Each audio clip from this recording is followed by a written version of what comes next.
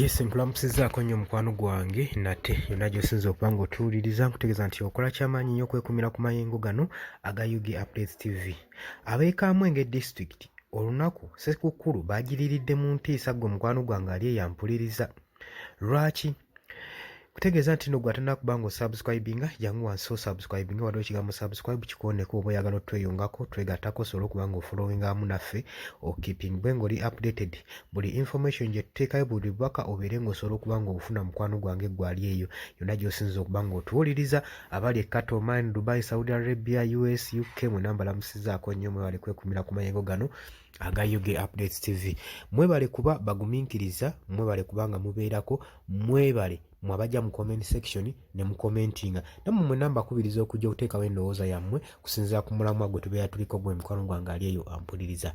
Kakati oluvannyuma lw'omwaka ogwaggwa 2023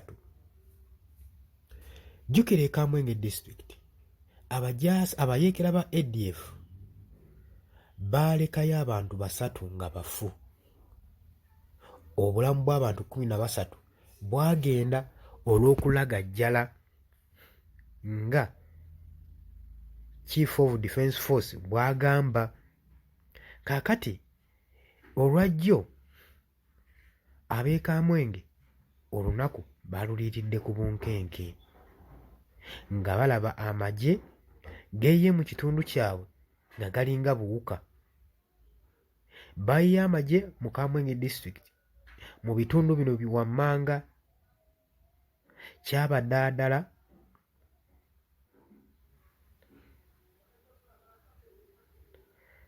Kyabandala, Paris, saako ne Nyabitutis village.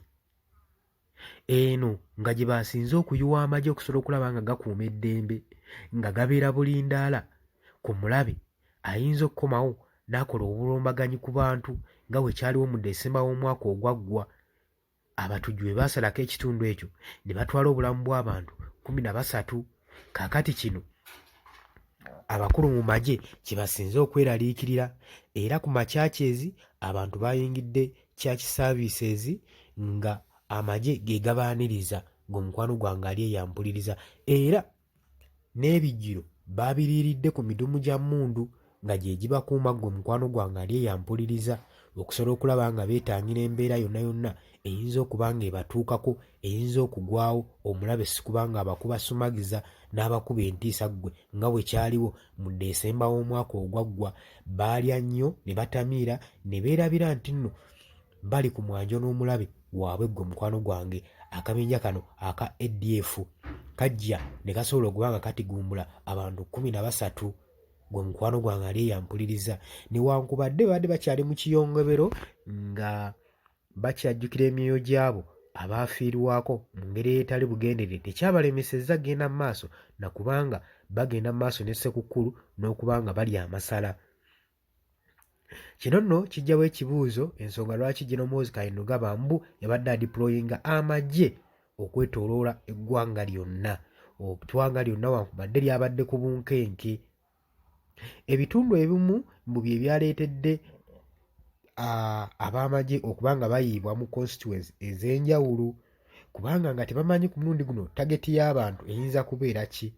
Era ab'amagye bakubiriza abantu bonna bonna mu constituency yonna gye musinzirira okuba nga mubeera vigilant bulindaala okusobola okulaba nga muyambako ebitongole ebikuuma ddembe okusobola okukipinga surveillance okubakuuma isoko osobole okuba nga bateekawo eddembe mu ggwanga gwe mukwano gwange ali eyo ampuliriza.